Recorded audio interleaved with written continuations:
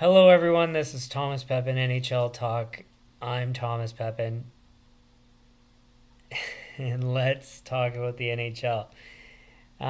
So, today is one of the weekly recaps that I do, just covering the major news stories in the NHL, as well as covering some things like standings, stats, injuries, stuff like that. Um, as always, unscripted on the spot, no prep work except for the subjects. So, in the case of news stories, I'm aware of them, didn't necessarily read them, so we'll kind of discover together on the spot. So, anyways, so that's the plan. So, um, I was right on the line of if I was going to postpone and then do 2 weeks together, or if I was going to do this stream.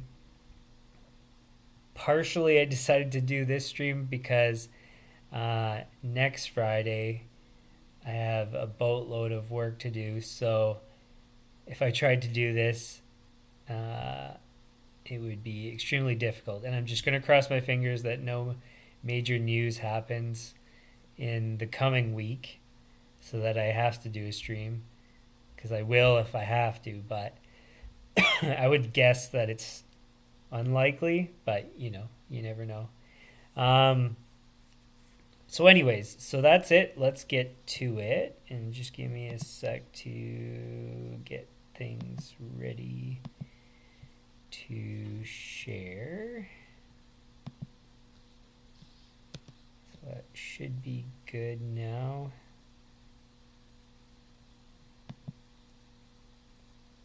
Just give me a moment.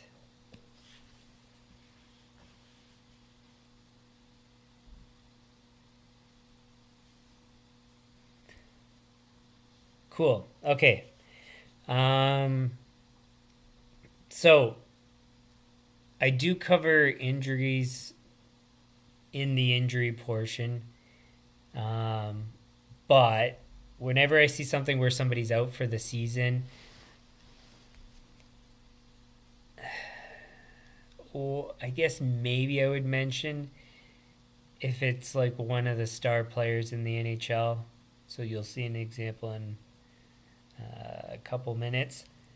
But yeah, otherwise, if it's like out for the season or somebody who's been out, another one that's going to come up in a few minutes, somebody who's been out for a very long time, like maybe a season, 2 seasons, something like that, then it's newsworthy to talk about them coming back, especially if they're significant, that is. So in this case, out for the season, ACL surgery for Copley from the Kings.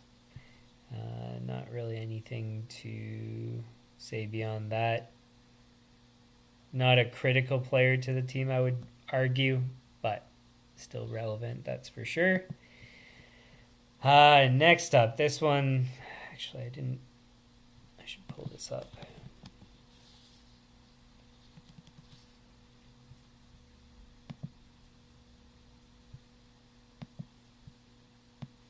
I'll talk about this in a sec.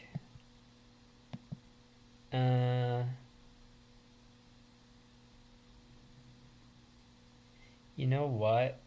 There's not really more to cover from the article, really.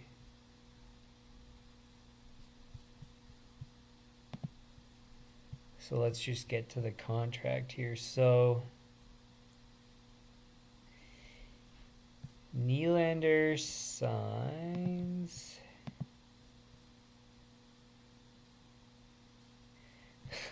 $11.5 million per 8 seasons.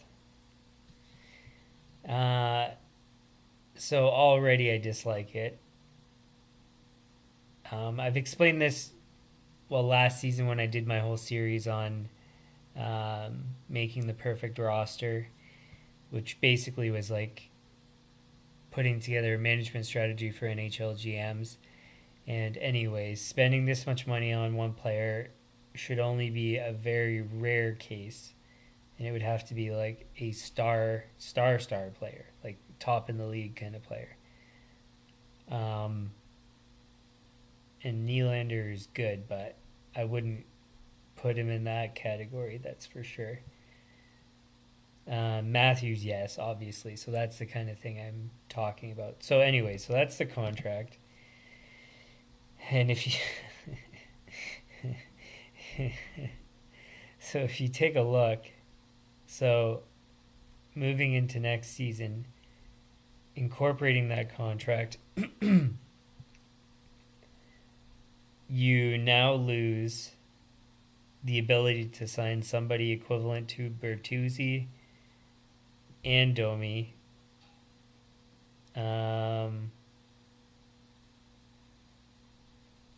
And what else?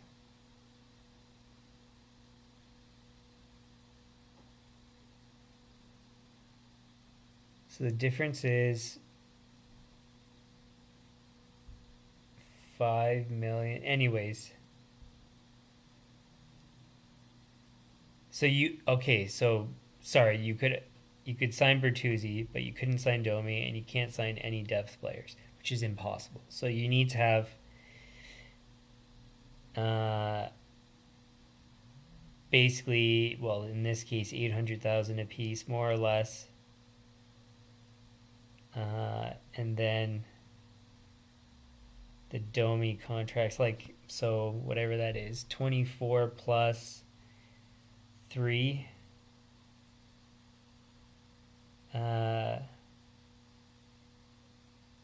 5.4. They don't even have enough for that. They could sign maybe a Domi plus 2 of those guys, but then you don't have a full roster. So essentially, you can't sign the Domi contract, and you're stuck with the 3 depth guys. Which Robertson, I haven't really tracked how he's played. It's not kind of outside of the scope of what we're talking about, but so whatever they're going to sign him for, I don't know. They've got no money. It's a complete mess. Yeah, there's like other places where money's coming off the books, but like you've got expiring goalies. Like, what are they gonna do? Like, it just Matthews, yeah, maybe I would prefer even less than that, even though he's a stud of a player. But you could justify spending something like 13 million on one player if he produces that number of goals. But Nylander, like,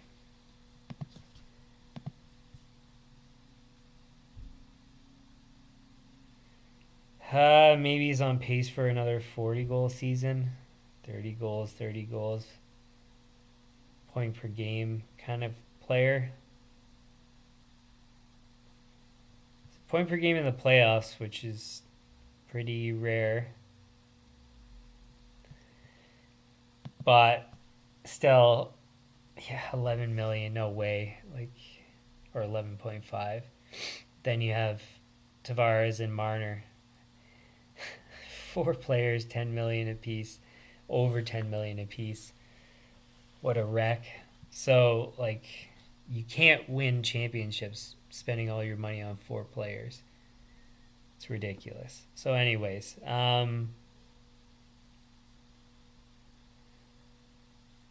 not bad to sign him long term. 8 years puts him at 35, which is fine. Maybe 1 year too much. 34 is probably the ideal age.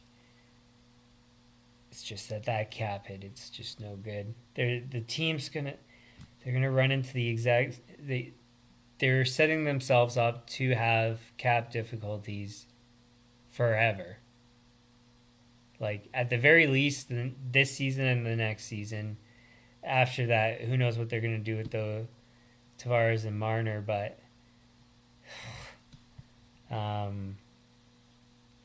they're going to have to get rid of one of them because it's going to be impossible to put out a competitive team. So, anyways, I think it's a horrible contract, but whatever.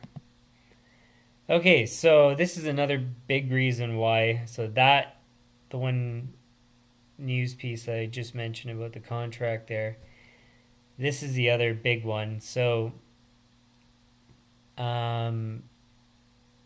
Flyers traded Gauthier to the Ducks for Drysdale, and I think it was a second. Does it say here? Yeah, second round pick.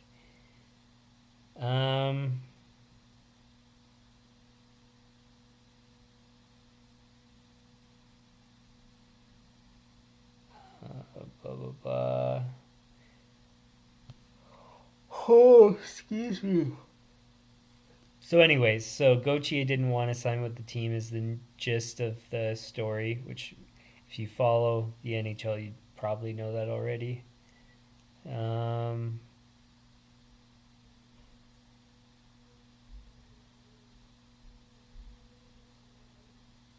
then, yeah, so I mean, obviously, if a guy's not going to sign with you, trade him for whatever you can get. The more, the better. And I don't know, where is it here?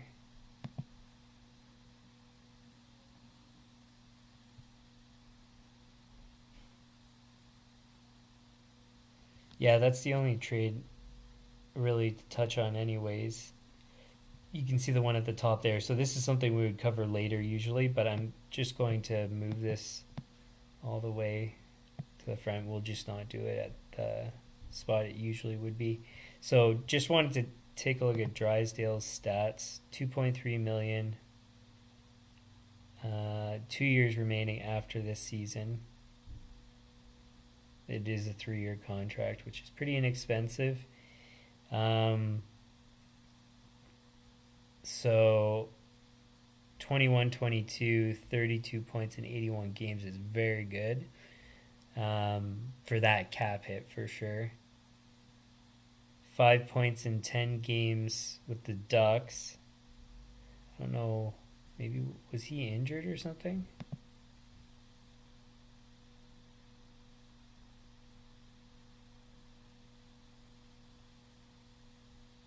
Day to day. So I guess he's been out with the lower body injury. So half a point per game with the Ducks, very good. And then 1 assist in 1 game. I don't know if he produced anything today, but because I think Flyers were playing today. First round pick, 6th overall. He played World Junior, right? Yeah. Plus 11. 2 points, 7 games. So, I mean, he's a high-end defensive prospect, 21 years old. And Gauthier's got to be, what, like 18, 19? Yeah. So, for me, I mean, Gauthier is probably, from what I understand, a higher end talent, and forwards are typically worth more.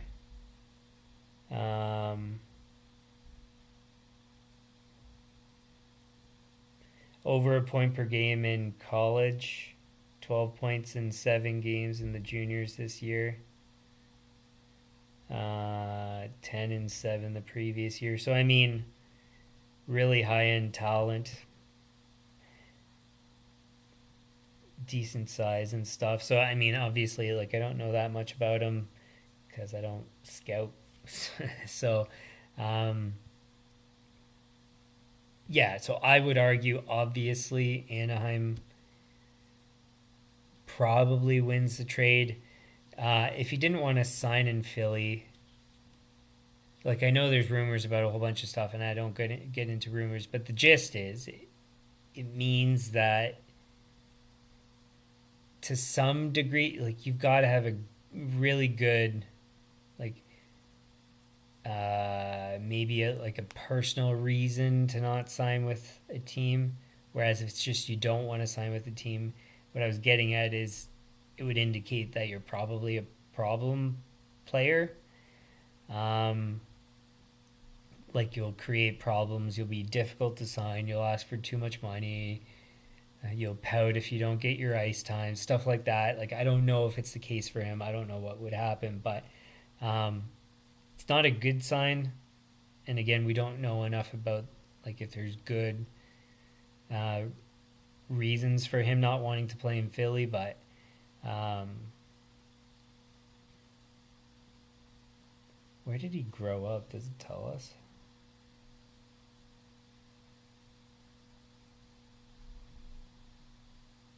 Detroit? So at least the earlier stuff, but then why would you need to go to Anaheim if it's for personal reasons? So I don't know. Anyways, so given that they wouldn't be able to sign him, what they got back, the second pick, I mean, in all likelihood, it's not going to turn into anything. But to get Drysdale when you're kind of stuck, I mean, it's not ideal, but it's, I would say, pretty darn good if you've got your hands tied. So, and they probably, what it was is just get the trade done so that it's over and done with and you don't have to worry about like getting squeezed and losing, like having even a worse outcome. So, so I say great for both sides. Maybe I'd be concerned in Anaheim. I'd rather be the one getting rid of a guy that doesn't want to sign versus getting a guy that didn't want to sign. So that's just my look on it. But nonetheless, probably if like as fair of a trade as you can possibly get given the circumstances. So anyways, interesting. We'll see what happens in the future. So this was a big one.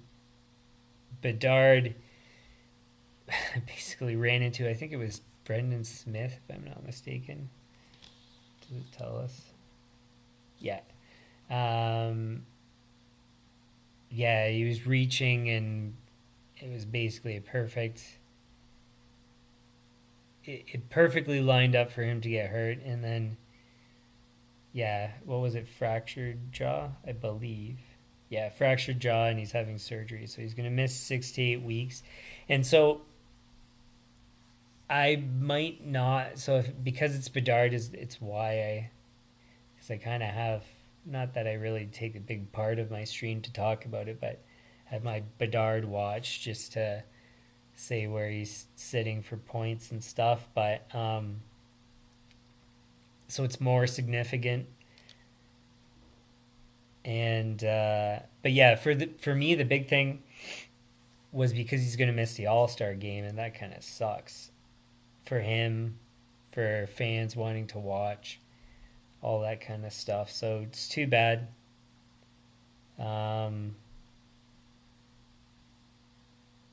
So yeah. Anyways, so Bedard out 6 to 8 weeks, which is not a crazy term, but kind of sucks for fans, I guess. This one's interesting. So Perry's going to be eligible to return to the NHL after having met with Bettman.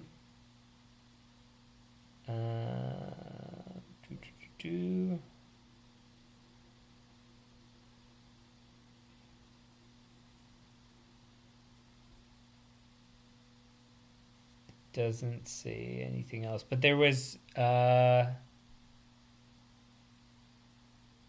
I saw somewhere, I forget where exactly, it might have been TSN, but I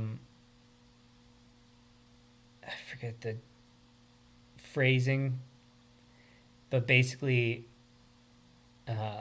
unfair dismissal is, I think, something he might be seeking. So I don't know what exactly is going on in that case, if that's true, but that's what I thought I saw. Um, in any case, he's been approved to play, so by the commissioner. So maybe you might see him playing for somebody. I would predict probably yes. It depends on what happened and if the new team hears about what happened, which they probably would before they'd sign him. So it really kind of depends on what happened. But I don't know. I kind of feel like he's going to come back. That's just my gut, but we'll see. Who knows? Obviously, I have no idea.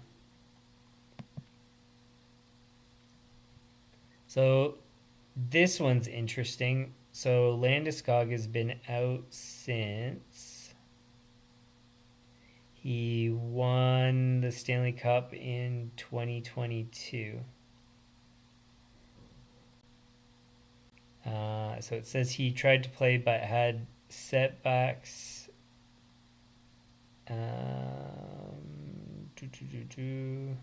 Had surgery. What was the cartilage? Right knee. So, anyways, so he's back skating with the team, which is great news, but it says that he's a ways out from playing. So it's just good news to see him getting closer, and fingers crossed for him and the team that he can play. And like, he seems like a really, really good guy. So hope he gets to come back and play. And on that note, I don't have the news story, but Pacioretty did play, and I think he scored his first goal. Was it yesterday? I think it was yesterday. Since coming back and playing with the Capitals. So, anyways, another good story where he's torn his Achilles tendon twice, I think it is his story. So to have him come back and then also to actually be able to play. So, so far so good. Good for him. Good news. And again, good for Landeskog and the Avalanche. So this one I thought was very interesting. So Canadiens are expected to deal Monahan, which involves honoring their agreement. So where does it say?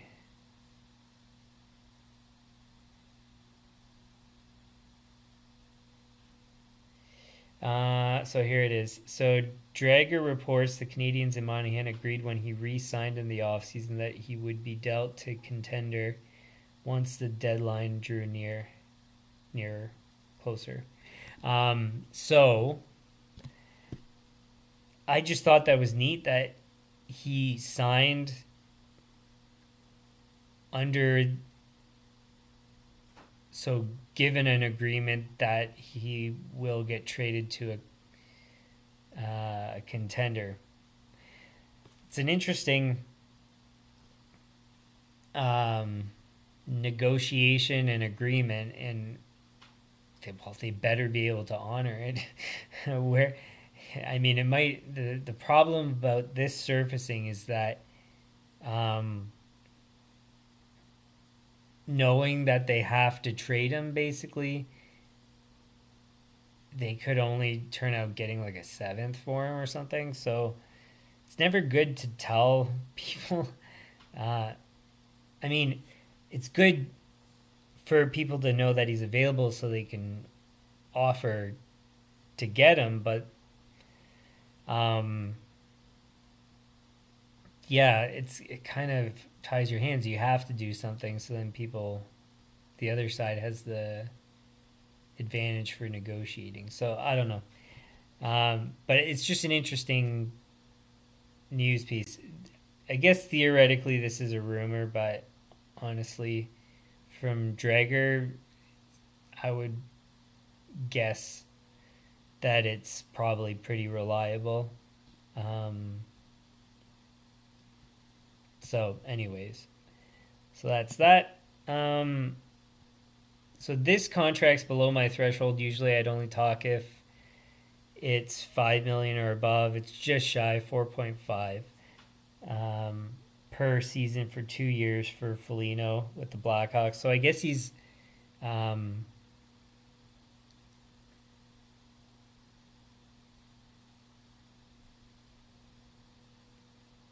well, I guess there's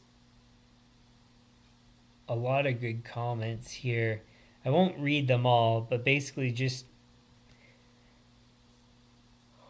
excuse me. So he's a good leader. He's good to have around, which they kind of knew going into it, and most people knew that already. So just a good fit, and they have to eat up some of their cap space because they're not going to be competitive for a bit, and so yeah, why not spend some money on a character guy, pay him for like the leadership kind of thing, kind of like what Wheeler was paid in Winnipeg as a captain. So I mean, he also produced in Winnipeg, but he was overpaid in my opinion. Anyways, so good for Foligno, good for the Blackhawks. Good news there. Another interesting one. There's some weird, interesting stories. So Merzlikins,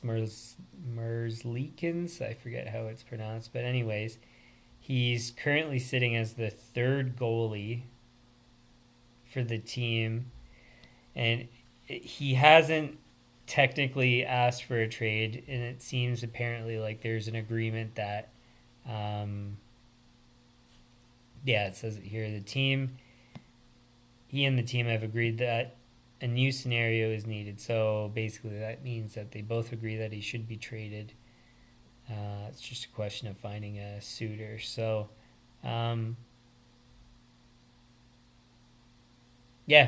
just a goalie that's available. I don't know how well or how poorly he's played.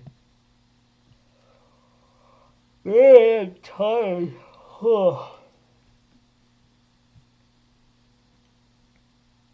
That save percentage isn't that bad for being on a pretty bad team. So maybe like they're prioritizing the other goalies, and in effect it's like preventing injury so that they can trade him. But obviously he doesn't like it, and since it sounds like they want to trade him, then they probably want to do something sooner rather than later. So anyway, so just an interesting story. I guess that's about it. So I think that's all the news stories. No suspensions or fines since the last stream. So this goes back to the 6th. And so I just take a look at all the major injuries, so a month or more, and then draw attention to them. So Copley we already know about.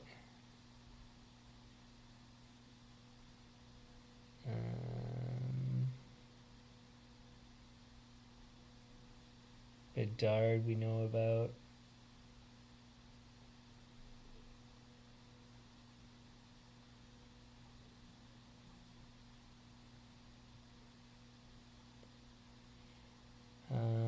Minchukov, shoulder injury, out until at least February 21st, and then Zegras broke his ankle, and so him, same thing, February 21st. So that's not good for Anaheim, and they just got rid of a defenseman, so they have no forward coming in, a defenseman gone, and a defenseman injured, so that's not going to be good for Anaheim. What else? Anton Forsberg groin injury, February 10. basically a month away. Then that's it. There were 2 claims. So Zachary Sanford claimed by the Blackhawks from Arizona. And then Lindstrom claimed by the Ducks. Is he a defenseman? Yeah, funny coincidence. Interesting. Claimed by the Ducks from Montreal. So nothing of great significance, but some serviceable players, basically.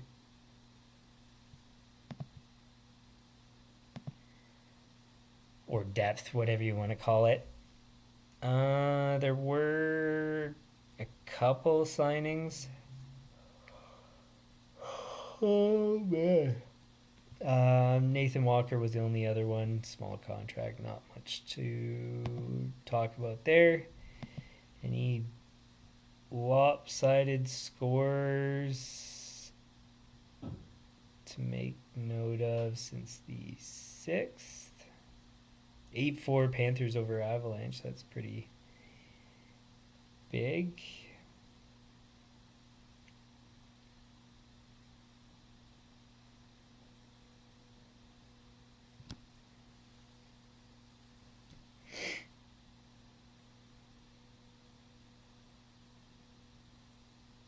Yeah, nothing too crazy to report there.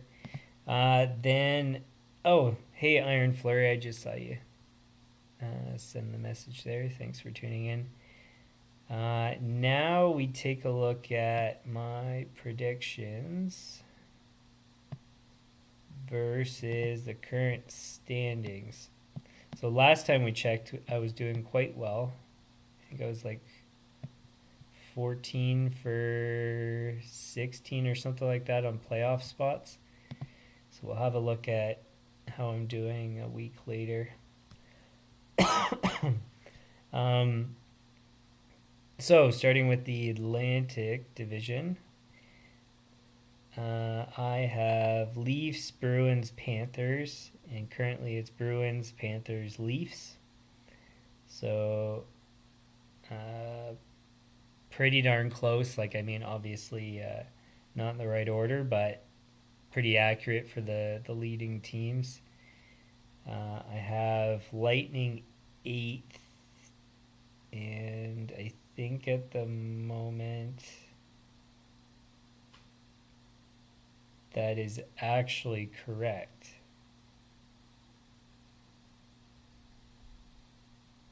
So actually that one's dead on. So 4 for 4 for the Atlantic Division. It looks like, obviously not perfect 4 for 4, but 4 of the playoff positions correct. Metropolitan, I have Hurricanes, Islanders, Rangers, and then we have Rangers, Hurricanes, Islanders. 3 for 3 again. That's pretty darn good. And it's funny because this season I did it based on gut as opposed to using the algorithm I had that I used to use for sports betting. So anyways, just interesting. At least we're halfway through the season, so it's not anything concrete yet, but pretty darn good. 3 for 3 there. And then the Penguins I had for 7th, and that one is clearly wrong. That one is the Flyers. If Pittsburgh won their next game, they would be 1 point behind. So it's not far off. Devils are have 2 games in hand versus the Flyers, and so they could move up to 49 points, which would even leapfrog the Islanders, but you have to win those games for that to be the case. So that means 7 for 8 in the Eastern Conference, which is pretty darn good. In the Western Conference, Central Division, Jets, Avalanche, Stars. 2 for 3. I was going to say 3 for 3, but technically the Jets are a wild card spot in my thing. So we'll only call it 2 for 3 there. But 3 for 4 across the 4 of them. Now, again, similar scenario here. Blues, if they win a game, that ties them with the Predators there. So, again, very close, but technically 3 for 4. And then Pacific Canucks, I could have never predicted that. Knights, Kings, so I've got 2 for 3 there. I had Oilers in second, and they're not there at the moment. And then otherwise, I have Oilers, and then I'm wrong in the Flames there. So 3 for 4 at the moment. And actually, Edmonton's not doing bad given their start. So in the West, that's 1, 2, 3, 4, 5, 6 for 8. And what did I say for the East? 7 for 8?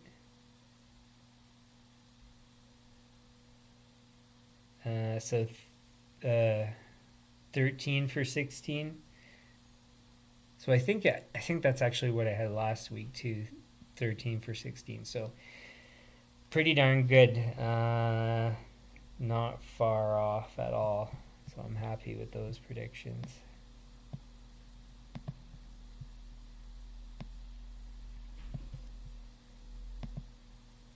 Okay, and then last, so again, there's not really much to say. If you're interested in the point leaders, so Kucherov leading, having a great season. McDavid's kind of behind it. Then I don't know where Drysdale is, but clearly he's behind as well. Goals, Matthews, 33, pretty impressive. Goalies, I guess it's starting to be relevant, but still, by now most goalies probably haven't played more than 20 games, so take from it what you will. So those are some stats there. Defenseman, Hughes leading the way, and rookies, Bedard still leading by 9 points, and he's injured. So it'll be interesting to see what happens with the Calder race with him being injured, and if anybody can catch him while he's out. So yeah, I think that's basically it.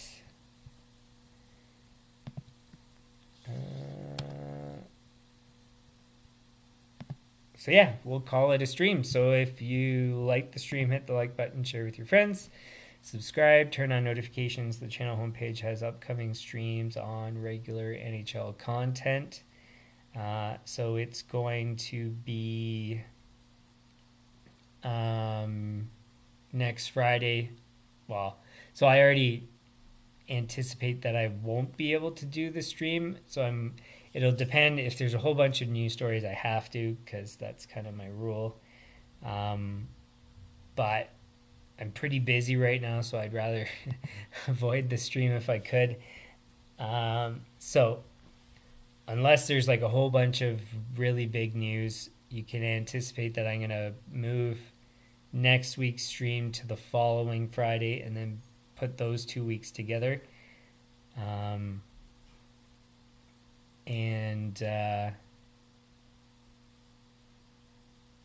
Yeah, so that's probably the plan for that. For things I can't schedule ahead of time, like franchise mode, that schedule's in the About section of the channel. It runs Sunday, Monday, Tuesday, I think I said 10:15 p.m. Eastern. I think I just moved the time. Just give me a sec to double check that. Yeah. So in any case, it's in the About section of the channel. It'll tell you there. Be a Pro is whenever I have time or feel like it. Any comments, leave them in the comments. Suggestions, likewise. And we will see you guys Sunday. And I think I'll be around. I don't think I'll have to cancel that one.